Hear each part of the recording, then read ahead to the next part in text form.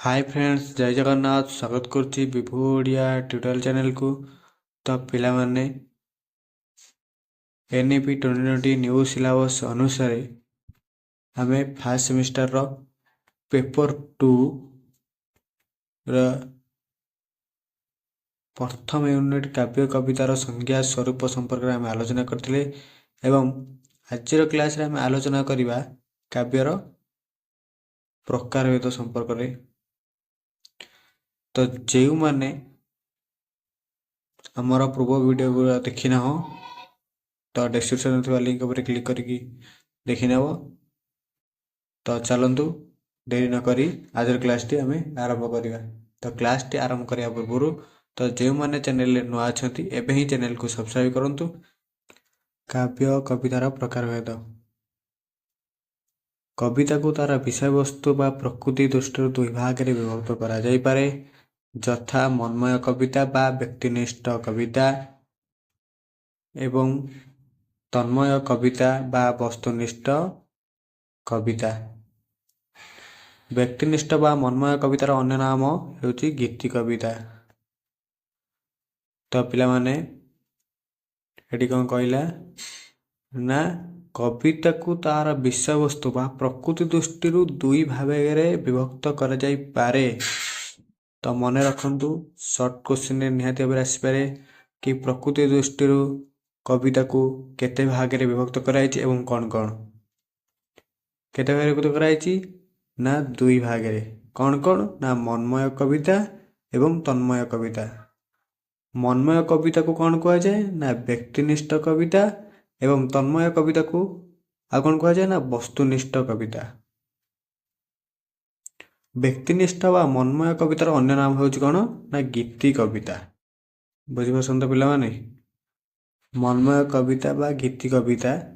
मनमय कविता बा गीति कवितार कविर व्यक्तिगत आवेग अनुभूति आशा निराशा आनंद निरांदर कलात्मक परिप्रकाश घटी है। यह भितर प्रत्यक्ष भाव में आत्मप्रकाश करने कवि सुजोग पाई थाए। केवल भारतीय साहित्य नुहे समग्र विश्व साहित्य गीति कविता द्वारा विपुल भाव परिपुष्ट। किछि पार्थक्य थिबा सत्वे अंतर्निहित गुण और धर्म दृष्टि इंग्राजी लिरिक्स को भारतीय गीति कवितार समार्थक शब्द रूपे ग्रहण करा जाए। कारण lyrics is a short personal expression of feelings बोली इंग्राजी रे कहा जाउथबा बेले कवि हृदयर आवेग अनुभूतिर स्वतःस्फूर्त गीतिमय तथा संक्षिप्त परिप्रकाश ही भारतीय साहित्य गीति कविता।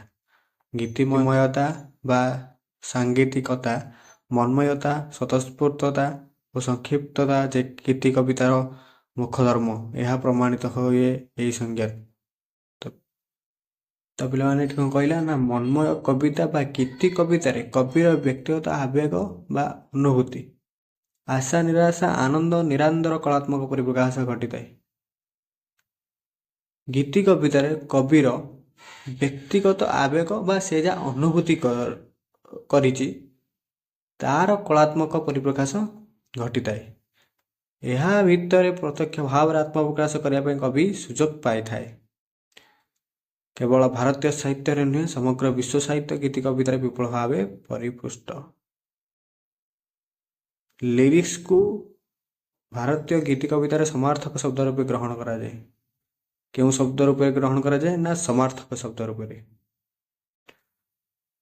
मन रखु पिला माने बा शॉर्ट नोट कर दियो किंबा स्क्रीनशॉट नहीं जाओ।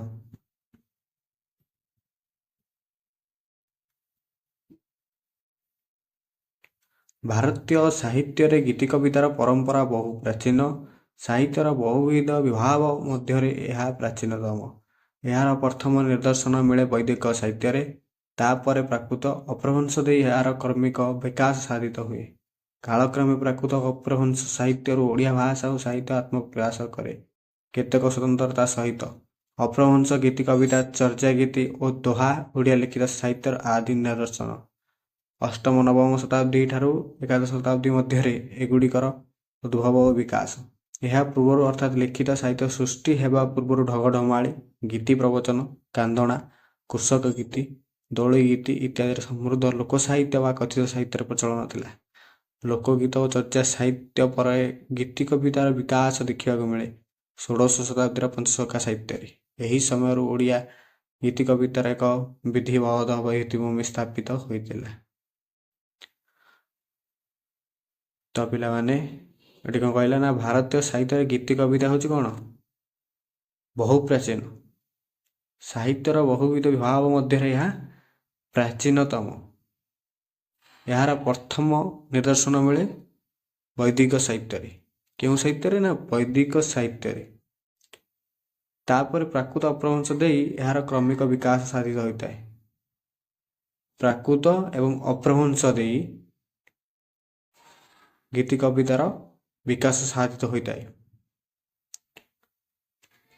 ଅଷ୍ଟମ ନବମ ଶତାବ୍ଦୀ ଠାରୁ ଏକାଦଶ ଶତାବ୍ଦୀ ମଧ୍ୟରେ ଏଗୁଡ଼ିକର ଉଦ୍ଭବ ଓ ବିକାଶ। ଏହା ପୂର୍ବରୁ ଅର୍ଥାତ୍ ଲିଖିତ ସାହିତ୍ୟ ସୃଷ୍ଟି ହେବା ପୂର୍ବରୁ ଢଗଢମାଳି ଗୀତି ପ୍ରବଚନ କାନ୍ଦଣା କୃଷକ ଗୀତି ଦୋଳି ଗୀତି ଇତ୍ୟାଦିରେ ସମୃଦ୍ଧ ଲୋକ ସାହିତ୍ୟ ବା କୃଷି ସାହିତ୍ୟ ପ୍ରଚଳନ ଥିଲା। ତ ପିଲାମାନେ ଲୋକ ସାହିତ୍ୟ ଏହା 4th ସେମିଷ୍ଟରରେ ଥାଇପାରେ। ତ ଲୋକ ସାହିତ୍ୟ ପଢ଼ିଲେ କାନ୍ଦଣା ଗୀତ କ'ଣ, କୃଷକ ଗୀତ କ'ଣ, ଦୋଳି ଗୀତ କ'ଣ, କଥିତ ସାହିତ୍ୟ ଏସବୁ ବୁଝିପାରିବ। ବୁଝିପାରୁଛନ୍ତି ପିଲାମାନେ। ପରବର୍ତ୍ତୀ ମଧ୍ୟଯୁଗୀୟ ଓଡ଼ିଆ ସାହିତ୍ୟରେ ମଧ୍ୟ ଗୀତି କବିତାର ଅଖଣ୍ଡ ପ୍ରାଧାନ୍ୟ ପରିଲକ୍ଷିତ ହୁଏ। ସ୍ଥୂଳତଃ ଊନବିଂଶ ଶତାବ୍ଦୀର ମଧ୍ୟଭାଗ ପର୍ଯ୍ୟନ୍ତ ଏହି ଗୀତି କବିତା ମାଧ୍ୟମରେ ହିଁ ପ୍ରାଚୀନ ଓ ମଧ୍ୟଯୁଗୀୟ କବିଗଣ ସେମାନଙ୍କ ବିବିଧ ଭାବ ଓ ଅନୁଭାବକୁ ରୂପାୟିତ କରିପାରିଛନ୍ତି। ନିମ୍ନୋକ୍ତ ପ୍ରକାରେ ପ୍ରାଚୀନ ଓଡ଼ିଆ ଗୀତି କବିତାର ବିଭାଗୀକରଣ କରାଯାଇପାରେ। ରହିଲା ସଂଖ୍ୟାସୂଚକ ଗୀତି କବିତା, ଦ୍ୱିତୀୟ ରହିଲା ବର୍ଣ୍ଣମୂଳକ ସୂଚକ ଗୀତି କବିତା, ତୃତୀୟରେ ରହିଲା କାଳ ଓ ଉତ୍ସବ ସୂଚକ ଗୀତି କବିତା, ଚତୁର୍ଥରେ ରହିଲା ଧର୍ମମୂଳକ ଗୀତି କବିତା, ପଞ୍ଚମରେ ରହିଲା ରାଗ ଓ ତାଳ ସମନ୍ୱିତ ଗୀତି କବିତା, 6 ନମ୍ବରରେ ରହିଲା ଆଖ୍ୟାନ ସମ୍ବଳିତ ଗୀତି କବିତା, 7 ନମ୍ବରରେ ରହିଲା ସନ୍ଦେଶ ସମ୍ବଳିତ ଗୀତି କବିତା, 8 ନମ୍ବରରେ ରହିଲା ବିବିଧ ଗୀତି କବିତା। ତ ପିଲାମାନେ ଗୀତି କବିତାକୁ କେତେ ଭାଗରେ ବିଭକ୍ତ କରାଯାଇଛି ନା 8 ଭାଗରେ। କ'ଣ କ'ଣ ମନେ ରଖନ୍ତୁ, ସର୍ଟ କ୍ୱେଶ୍ଚିନ୍ ଆସିପାରେ କି ଗୀତି କବିତାକୁ କେତେ ଭାଗରେ ବିଭକ୍ତ କରାଯାଇଛି ଏବଂ କ'ଣ କ'ଣ। ସଂଖ୍ୟାସୂଚକ ଗୀତି କବିତାରେ କ'ଣ ରହିଲା ନା 56 ପଦିଆ, 50 ପଦିଆ, 26 ପଦିଆ, 12 ପୋଇ, 9 ପୋଇ, 6 ପୋଇ। ସେହିପରି ବର୍ଣ୍ଣମାଳା ସୂଚକ ଗୀତି କବିତାରେ କ'ଣ ରହିଲା ନା 16, 34 ଇତ୍ୟାଦି। କାଳ ଓ ଉତ୍ସବ ଗୀତି କବିତାରେ କ'ଣ ରହିଲା ନା 12 ମାସୀ, ଷଢ଼ ଋତୁ, ଚନ୍ଦନ ଗୀତ, ରଥ ଗୀତ, ମଙ୍ଗଳା ଗୀତ ଇତ୍ୟାଦି। ଧର୍ମମୂଳକ ଗୀତି କବିତାରେ କ'ଣ ରହିଲା ନା ଜଣାଣ, ଭଜନ, ସ୍ତୁତି, ପ୍ରଭାତ, ଅବକାଶ, ମାଳଶ୍ରୀ ଇତ୍ୟାଦି। ରାଗ ଓ ତାଳ ସମନ୍ୱିତ ଗୀତି କବିତାରେ କ'ଣ ରହିଲା ନା ଚଉପଦୀ। ଆଖ୍ୟାନ ସମ୍ବଳିତ ଗୀତି କବିତାରେ କ'ଣ ରହିଲା ନା ବୋଲି ତଥା ସେଇ ପଞ୍ଚମୀ ବୋଲି, ବଜାର ବୋଲି, ହାଟ ବୋଲି ଇତ୍ୟାଦି। ସନ୍ଦେଶ ସମ୍ବଳିତ ଗୀତି କବିତାରେ କ'ଣ ରହିଲା ନା କୋଇଲି, ଚିଟାଉ ଇତ୍ୟାଦି।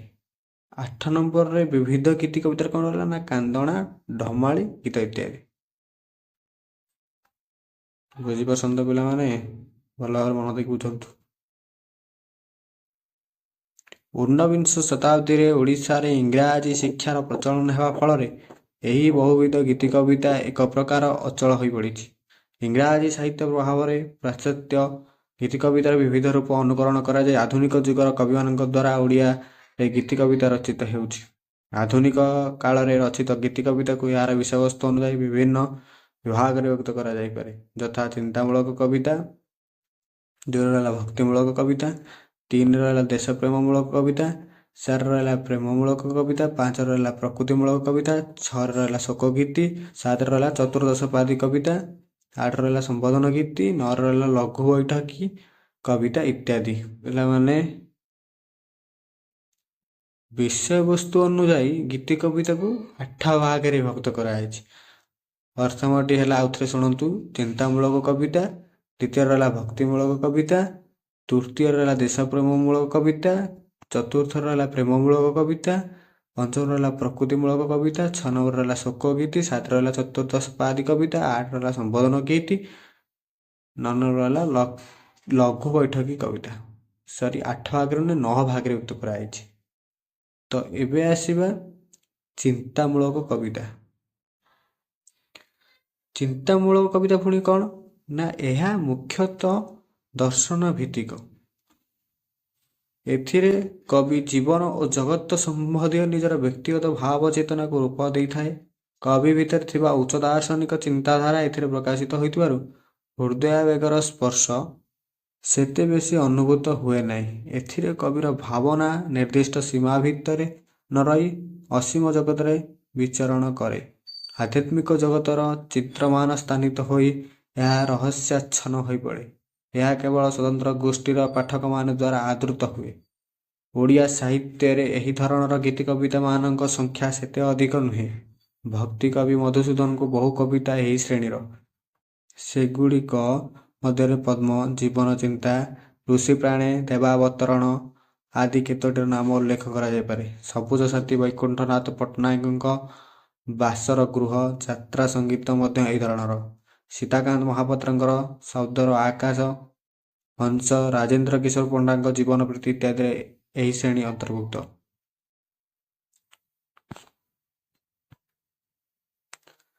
ଏବେ ଆସିବା ଭକ୍ତିମୂଳକ କବିତା। ଧର୍ମ, ଭଗବାନ, ଭକ୍ତିକୁ ଆଧାର କରି ରଚିତ ହୋଇଥିବା ଗୀତି କବିତା ବା ଭକ୍ତିମୂଳକ କବିତା। ପ୍ରାଚୀନ ଜଣାଣ ଓ ଭଜନ ଗୁଡ଼ିକ ଏହି ଶ୍ରେଣୀରେ ରଚନା। ଶାଲବେଗଙ୍କ ଆହେ ନୀଳ ଶୈଳ, ମଧୁସୂଦନ ଦାସଙ୍କ ହେ ଆନନ୍ଦମୟ କୋଟି, ଭୁବନ ପାଳକ ରାମକୃଷ୍ଣ ନନ୍ଦଙ୍କ ଆହେ ଦୟାମୟ ବିଶ୍ୱବିହାରୀ, ନୃପାଳଜୀଙ୍କ ଶିବସୁନ୍ଦର, ଶ୍ରୀ ସଚ୍ଚିଦାନନ୍ଦଙ୍କର ହେ ସୁନ୍ଦର ଆହେ ସୁନ୍ଦରତମ ଓ ଘେନ ଏ ଆରତି ଇତ୍ୟାଦି କେତୋଟି ଆଦର୍ଶ ଭକ୍ତିମୂଳକ ଗୀତି କବିତା। ତ ପିଲାମାନେ ଭକ୍ତିମୂଳକ କବିତା ବୁଝିପାରୁଥିବେ କି ଯେଉଁଟା ଧର୍ମ ଓ ଭଗବାନ ଭକ୍ତିକୁ ଆଧାର କରି ଯେଉଁଟା ରଚନା ହେଉଛି ତାହା ହେଉଛି କ'ଣ ନା ଭକ୍ତିମୂଳକ କବିତା। ତ ପିଲାମାନେ ସର୍ଟ କୋଶ୍ଚିନ୍ରେ ପଡ଼ିପାରେ କି ଶାଲବେଗଙ୍କର ଭକ୍ତିମୂଳକ କବିତା ଗୋଟେ ତାଙ୍କ ନାଁ କୁହ, ନା କ'ଣ ହେବ ନା ଶାଲବେଗଙ୍କର ଆହେ ନୀଳ ଶୈଳ, ମନେ ରଖନ୍ତୁ। ତାପରେ ଏବେ ଆସିବା ଆମେ ଦେଶ ପ୍ରେମମୂଳକ କବିତା। ଯେଉଁ ଗୀତି କବିତାର କବିଙ୍କର ନିଜ ଦେଶ ଓ ଜାତି ପ୍ରତି ଅନୁରାଗ, ଶ୍ରଦ୍ଧା, ଭକ୍ତି ଇତ୍ୟାଦି ଫୁଟି ଉଠିଥାଏ ତାହା ଦେଶ ପ୍ରେମମୂଳକ କବିତା ଭାବରେ ପରିଗଣିତ ହୁଏ। ଏତଦ୍ ଭିନ୍ନ ଦେଶର ଅତୀତ ଗୌରବ ପ୍ରଖ୍ୟାପକ କବିତା ମଧ୍ୟ ଏହି ଧରଣର। ପ୍ରାଚୀନ ବା ମଧ୍ୟ ଯୁଗରେ ଏ ପ୍ରକାର କବିତା ରଚିତ ହେଉନଥିଲା, କିନ୍ତୁ ଆଧୁନିକ ସାହିତ୍ୟରେ ଏପରି ବହୁ କବିତା ପରିଲକ୍ଷିତ ହୁଏ। ରାଧାନାଥଙ୍କ ଶିବାଜୀଙ୍କ ଉତ୍ସାହ ବାକ୍ୟ, କୁନ୍ତଳା କୁମାରୀଙ୍କ ଉତ୍କଳ ବନ୍ଦନା, ଗୋଦାବର୍ଷ ମିଶ୍ରଙ୍କର ଉଦ୍ବୋଧନ, ଗୋଦାବର୍ଷ ମହାପାତ୍ରଙ୍କର ଉଠ କଙ୍କାଳ, ରାଧାମୋହନ ଗଡ଼ନାୟକଙ୍କର ଉଧାମ ସିଂ ଇତ୍ୟାଦି ଏପରି କବିତା ମଧ୍ୟରୁ କେତୋଟି। ତ ପିଲାମାନେ ଦେଶପ୍ରେମମୂଳକ କବିତା ବୁଝିପାରୁଥିବେ ଠିକ୍ କେଉଁ ଭଳିଆ ନା ଭକ୍ତି ମୂଳକ କବିତା ଯେଉଁଭଳି ଠିକ୍ ଦେଶପ୍ରେମମୂଳକ କବିତା ବି ସେଇଭଳି। ନା ଯେଉଁ ଗୀତି କବିତାରେ କବିର ନିଜ ଦେଶ ଏବଂ ଜାତି ପ୍ରତି ସ୍ନେହ, ସଦା ଭଲ ପାଇବା ରହିଛି ତାହାକୁ ଦେଶପ୍ରେମମୂଳକ କବିତା କୁହାଯାଏ। ପ୍ରେମମୂଳକ କବିତା। କବିର ପ୍ରେମ ବିରହ ଗାଥା ଯେଉଁ ଗୀତି କବିତାରେ ପ୍ରକଟିତ ହୁଏ ତାହା ପ୍ରେମମୂଳକ କବିତା। ପ୍ରେମ କ୍ଷେତ୍ରରେ କବିର ମିଳନ ବିଚ୍ଛେଦର କରୁଣ ମଧୁର ସ୍ୱର ଏ ପ୍ରକାର କବିତାକୁ ଅନବଦ୍ୟ ରୂପେ ପ୍ରଦାନ କରେ। କବିତା ରାଜ୍ୟରେ ଏ କବିତାର ବହୁଳତା ପରିଲକ୍ଷିତ ହୁଏ। ମାୟାଧର ମାନସିଂହ, ବିନୋଦ ଚନ୍ଦ୍ର ନାୟକ, ରମାକାନ୍ତ ରଥ, ସୌଭାଗ୍ୟ ମିଶ୍ର ପ୍ରଭୃତି କବିଙ୍କ ସମେତ ଆଧୁନିକ କାଳର ଅନ୍ୟାନ୍ୟ ଅନେକ କବି ଏ ପ୍ରକାର କବିତା ରଚନାରେ ସଫଳତା ହାସଲ କରିଛନ୍ତି। ସେ ପ୍ରକୃତି ସମ୍ବନ୍ଧୀୟ କବିତା। ଏ ପ୍ରକାର କବିତାରେ ପ୍ରକୃତିକୁ ଉପଜୀବ୍ୟ କରାଯାଇଥାଏ। ପ୍ରକୃତି ଅକୃତ୍ରିମ ସୌନ୍ଦର୍ଯ୍ୟ କବିଙ୍କୁ ଆତ୍ମହରା କରେ। ସେ ପ୍ରକୃତିର ବାହ୍ୟ ରୂପରେ ମୁଗ୍ଧ ହୁଏ, ଅନ୍ତର ରୂପରେ ମୋହିତ ହୁଏ। ଏହି ଭାବ ତାର ଲେଖନୀରେ ଅନନ୍ୟ ରୂପ ପାଏ। ପାଠକ ନିଜେ ଦେଖୁଥିବା ପ୍ରକୃତି ଓ କବି ଲେଖନୀରେ ରୂପାୟିତ ହୋଇଥିବା ସେହି ପ୍ରକୃତି ମଧ୍ୟରେ କିଛି ପାର୍ଥକ୍ୟ ପରିଚୟ ପାଇଲେ ତାହା ହୁଏ ଏକ ସାର୍ଥକ ପ୍ରକୃତି ବିଷୟକ କବିତା। ଗଙ୍ଗାଧର ମେହେର, ନନ୍ଦକିଶୋର ବଳ, କୁନ୍ତଳା କୁମାରୀ ସାବତ ପ୍ରମୁଖ କବିଗଣ ଏହି ପ୍ରକାର କବିତା ରଚନା କରିଛନ୍ତି। ଶୋକ ଗୀତି। ନା କୌଣସି ଆତ୍ମୀୟ ବ୍ୟକ୍ତି, ଦେଶର ବିଶିଷ୍ଟ ବ୍ୟକ୍ତି, ଜନନାୟକ, ଦେଶବାସୀଙ୍କ ପାଇଁ ଆଦର୍ଶ, ସ୍ଥାନୀୟ ବ୍ୟକ୍ତି ପ୍ରଭୃତିଙ୍କ ବିୟୋଗରେ ଏ ପ୍ରକାର କବିତା ରଚିତ ହୁଏ। ମୃତ ବ୍ୟକ୍ତିର ଗୁଣାବଳୀ ଏଥିରେ ବର୍ଣ୍ଣିତ ହୋଇଥାଏ। ତାଙ୍କ ବିୟୋଗରେ ଦେଶର କ୍ଷତି ସମ୍ବନ୍ଧୀୟ ସୂଚନା ଥାଏ। ମୃତ ବ୍ୟକ୍ତି ଓ କବିଙ୍କ ମଧ୍ୟରେ ଆତ୍ମୀୟତା ଯେତେ ନିବିଡ଼ ହୋଇଥାଏ ଏ ପ୍ରକାର କବିତା ସେତେ ରସ ଘନ ହୁଏ। ଭକ୍ତ କବି ମଧୁସୂଦନଙ୍କ ମହାଦେବୀ ଭିକ୍ଟୋରିଆ, ଶୋକ ଲହରୀ ଏବଂ ମାନସିଂହଙ୍କର ବାପୁଜୀ ଓ ଗୋପ ପ୍ରୟାଣେ ଏହିପରି କବିତାର କେତୋଟି ଉଦାହରଣ। ଅନ୍ୟ ବହୁ କବିଙ୍କର ଏହିପରି କବିତାମାନ ରହିଛି। ଏବେ ଆସିବା ଲଘୁ ବୈଠକୀ କବିତା। ଏହି ପ୍ରକାର କବିତାରେ ବ୍ୟକ୍ତି ଜୀବନ ବା ସମାଜ ଜୀବନର ଲଘୁ ଚିତ୍ର ଅତି ସରଳ ଓ ସାବଲୀଳ ଶୈଳୀରେ ଚିତ୍ରିତ ହୋଇଥାଏ। ଉର୍ଦ୍ଦୁ ସାହିତ୍ୟରେ ପ୍ରଚୁର ପରିମାଣରେ ପରିଦୃଷ୍ଟ ସାୟରୀ ଏହି ଶ୍ରେଣୀର କବିତା। ଓଡ଼ିଆ ସାହିତ୍ୟରେ ଦୁର୍ଗାଚରଣ ପରିଡ଼ାଙ୍କ ବହୁ କବିତା ଏବଂ ଚିନ୍ତାମଣି ବେହେରାଙ୍କର କେତୋଟି କବିତାକୁ ଗୋଟିଏ ଗୋଟିଏ ଲଘୁ ବୈଠକୀ କବିତା ଭାବରେ ଗ୍ରହଣ କରାଯାଇପାରେ। ଏବେ ଆସେ ସମ୍ବୋଧନ ଗୀତି। ଅତୀତରେ ଗ୍ରୀକ୍ ରଙ୍ଗମଞ୍ଚରେ ଯେଉଁ ସମ୍ମିଳିତ ଗୀତ ବା କୋରସରେ ତାଳେ ତାଳେ ନୃତ୍ୟ କରାଯାଉଥିଲା ତାଙ୍କ ପରିଚିତ ଥିଲା ଓଡେ ବା ସମ୍ବୋଧନ ଗୀତି ଭାବରେ, କିନ୍ତୁ ପରବର୍ତ୍ତୀ କାଳରେ ଇଂରାଜୀ ସାହିତ୍ୟରେ ଓଡେର ପ୍ରଭୃତିରେ ପରିବର୍ତ୍ତନ ଆନୟନ କରାଗଲା। କୌଣସି ବ୍ୟକ୍ତି ବା ବସ୍ତୁକୁ ସମ୍ବୋଧନ କରି କବି ଯେତେବେଳେ ନିଜ ଅନ୍ତର ଗଭୀରତମ ଉଦ୍ଦେଶ୍ୟରୁ ନିଜର ଅଭିବ୍ୟକ୍ତିକୁ କବିତାରେ ପ୍ରକାଶ କଲା ତାହାକୁ କୁହାଗଲା ଓଡେ ବା ସମ୍ବୋଧନ ଗୀତି। ପ୍ରାଚୀନ ଓଡ଼ିଆ ସାହିତ୍ୟରେ ରଚିତ କୋଇଲି କବିତାମାନ ଏହି ଜାତୀୟ ରଚନା। କୁନ୍ତଳା କୁମାରୀ ସେବକଙ୍କର ଶେଫାଳୀ ପ୍ରତି ମାୟାଧର ମାନସିଂହଙ୍କ ଦକ୍ଷିଣାବର୍ତ୍ତୀ କବିତା ଦୁଇଟି ଏ ଜାତୀୟ କବିତା। ତ ପିଲାମାନେ ସ୍କ୍ରିନଶଟ୍ ନେଇଯାଆନ୍ତୁ, ଏତେ ପଢ଼ିବା ସମ୍ଭବ ନୁହେଁ, ତଥାପି କ୍ଲାସ୍ ବହୁତ ଲମ୍ବା ହେଇଗଲାଣି। ତଥାପି ମୁଁ ଆଉ କିଛିଟା ଆଲୋଚନା କରିଦେଉଛି। ତନ୍ମୟ କବିତା ବା ବସ୍ତୁନିଷ୍ଠ କବିତା। ଓଡ଼ିଆ ବସ୍ତୁନିଷ୍ଠ କବିତା ବା ତନ୍ମୟ କବିତାକୁ ମୁଖ୍ୟତଃ 7 ଭାଗରେ ବିଭକ୍ତ କରାଯାଇପାରେ। କ'ଣ କ'ଣ? ନା ମହାକାବ୍ୟ, ଦ୍ୱିତୀୟରେ ରହିଲା ଗାଥା କବିତା, ତୃତୀୟରେ ରହିଲା ରୂପକ କବିତା, ଚତୁର୍ଥରେ ରହିଲା ନୀତି କବିତା, ପଞ୍ଚମରେ ରହିଲା ବ୍ୟଙ୍ଗ କବିତା, ଛଅରେ ରହିଲା ଲାଳିକା ଓ ନାନା ବାୟା ଗୀତ। ଏବେ ଆସିବା ମହାକାବ୍ୟ କହିଲେ କ'ଣ? ତାର କଳେବର କ୍ଷୁଦ୍ର କିନ୍ତୁ ମହାକାବ୍ୟ ବିପୁଳ କାୟ ପଦ୍ୟ ରଚନା। ପ୍ରାଚ୍ୟ ପାଶ୍ଚାତ୍ୟ ଉଭୟ ସାହିତ୍ୟରେ ମହାକାବ୍ୟ ଏକ ମହାନ ସାହିତ୍ୟ କୃତି। ପ୍ରାଚ୍ୟର ମହାକାବ୍ୟ ପାଶ୍ଚାତ୍ୟ ସାହିତ୍ୟରେ ଏପିକ୍ ନାମ ପରିଚିତ। ପ୍ରାଚ୍ୟ ମହାକାବ୍ୟର ଲକ୍ଷଣ ଓ ସ୍ୱରୂପ ନିର୍ଦ୍ଦେଶ କରିଛନ୍ତି ଦଣ୍ଡୀ, ରୁଦ୍ରଟ, ହେମଚନ୍ଦ୍ର, ବିଶ୍ୱନାଥ କବିରାଜ ପ୍ରମୁଖ। ବହୁ ପ୍ରାଚୀନ ଭାରତୀୟ ଆଳଙ୍କାରିକ ଉତ୍କଳୀୟ ଆଳଙ୍କାରିକ ବିଶ୍ୱନାଥ କବିରାଜ ମହାକାବ୍ୟର ଲକ୍ଷଣ ନିର୍ଦ୍ଦେଶ କରିବାକୁ ଯାଇ କହିଛନ୍ତି, ପ୍ରଥମ ଦ୍ୱିତୀୟ ଇତ୍ୟାଦି ସ୍ୱର୍ଗ ଆକାରରେ ଯାହାର ରଚନା ତାଙ୍କୁ ମହାକାବ୍ୟ କହନ୍ତି। ସେଥିରେ ଜଣେ ଦେବତା ନାୟକ ହେବେ ଅଥବା ଧୀରୋଦାତ୍ତ ଗୁଣଯୁକ୍ତ କୁଳୀନ କ୍ଷତ୍ରିୟ ନାୟକ ହେବେ ଅଥବା ଏକ ବଂଶଜାତ କୁଳୀନ ବହୁତ ରାଜନାୟକ ହେବେ। ତ ପିଲାମାନେ ସ୍କ୍ରିନଶଟ୍ ନେଇଯାଆନ୍ତୁ, ଯେଉଁଟା ଇମ୍ପୋର୍ଟାଣ୍ଟ ମୁଁ ପଢ଼େଇଦେବି, ଆପଣମାନେ ବାକି ସ୍କ୍ରିନଶଟ୍ ନେଇଯାଆନ୍ତୁ।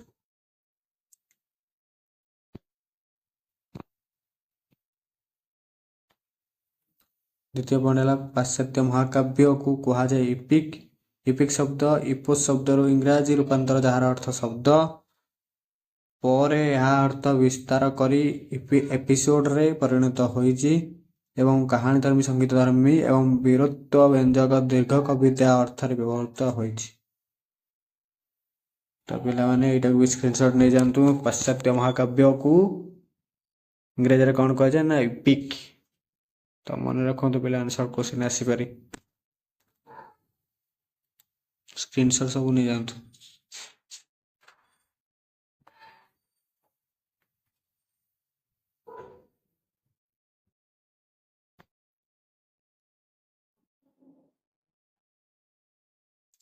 ବହୁତ କବିତା ଗୁରା ଦେଇଛି,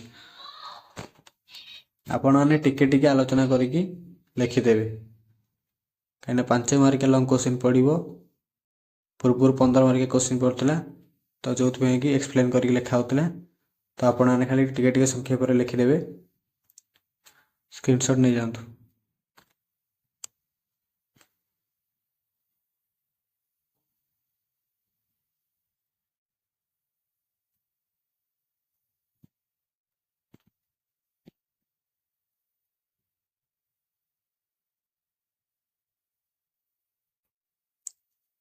ତ ପିଲାମାନେ ନାନା ବାୟା ଗୀତ ପଢ଼ିପାରେ, ଇମ୍ପୋର୍ଟାଣ୍ଟ କୋଶ୍ଚିନ୍। ନାନା ବାୟା ଗୀତ ସର୍ଟ କୋଶ୍ଚିନ୍ରେ ଆସିପାରେ। ନାନା ବାୟା ଗୀତ କହିଲେ କ'ଣ ବୁଝ? ନାନା ବାୟା ଗୀତ କହିଲେ ଅର୍ଥହୀନ କବିତାକୁ ବୁଝାଏ। ଇଂରାଜୀରେ ଏହାର ନାମ ତେଣୁ ନନସେନ୍ସ ଭର୍ସ। ତ ପିଲାମାନେ ନାନା ବାୟା ଗୀତକୁ ଇଂରାଜୀରେ କ'ଣ କୁହାଯାଏ? ନା ନନସେନ୍ସ ଭର୍ସ।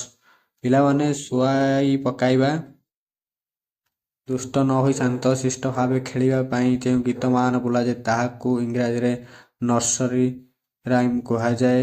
ବିଶେଷ ଅର୍ଥ ନଥିଲେ ହେଁ ସେଗୁଡ଼ିକ ଶିଶୁ ମନସ୍ତତ୍ତ୍ୱକୁ ଦୃଷ୍ଟିରେ ରଖାଯାଇ ରଚିତ ହୋଇଥାଏ। ତେଣୁ ସେସବୁକୁ ମଧ୍ୟ ଆଲୋଚ୍ୟ କବିତାର ଅଂଶବିଶେଷ ଭାବରେ ଗ୍ରହଣ କରାଯାଇପାରେ। ଓଡ଼ିଆ ଲୋକ ସାହିତ୍ୟରେ ଧୋରେ ବାହିଆ ଧୋ, ବାଇ ଚଢ଼େଇରେ ବାଇ ଚଢ଼େଇ, ଆ ଜନ ମାମୁଁ ସରଗ ଶଶୀ ଆଦି ବହୁ ନାନାବାୟା ଗୀତ ରହିଛି। ପଲ୍ଲୀକବି ନନ୍ଦକିଶୋର ବଳ ଏ ପ୍ରକାର ବହୁ କବିତା ରଚନା କରିଛନ୍ତି, ଯାହା ତାଙ୍କ ପଲ୍ଲୀକବି ଆଖ୍ୟାର ଯଥାର୍ଥତା ପ୍ରତିପାଦନ କରେ। ତ ପିଲାମାନେ, ଟିକେ ପୂର୍ବରୁ ଆମେ କାବ୍ୟ କବିତାର ପ୍ରକାରଭେଦ ଆଲୋଚନା କରିଥିଲେ। ଏବେ ବର୍ତ୍ତମାନ ଓଡ଼ିଆ କାବ୍ୟର ପ୍ରକାରଭେଦ ରହିଛି। ତ ଏଥିରୁ ବି ଟିକେ ଟିକେ କରିକି ଲେଖିଦେବେ। ଆପଣମାନେ ସ୍କ୍ରିନଶଟ୍ ନେଇଯାଆନ୍ତୁ। ମୁଁ ଦେଖାଇ ଦେଉଛି, ଆପଣମାନେ ସ୍କ୍ରିନଶଟ୍ ନେଇଯାଆନ୍ତୁ।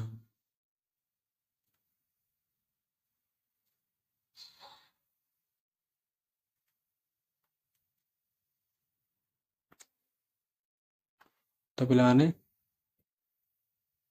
ପିଲାମାନେ ସ୍କ୍ରିନଶଟ୍ ନେଇଯାଆନ୍ତୁ ଏବଂ ନୋଟ୍ କରନ୍ତୁ, ଯାହାଦ୍ୱାରା କି ପଢ଼ିବାକୁ ଇଜି ହେବ ଏବଂ ଏକ୍ଜାମ୍ରେ ଆପଣମାନେ ଲେଖିପାରିବେ, ସବୁ କ୍ୱେଶ୍ଚିନ୍କୁ ଆଟେଣ୍ଡ କରିକି ଆସିବେ।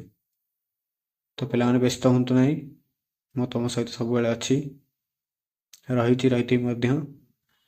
ଆପଣମାନେ ନିଜ ଲକ୍ଷ୍ୟସ୍ଥଳରେ ଆଗେଇ ଯାଆନ୍ତୁ।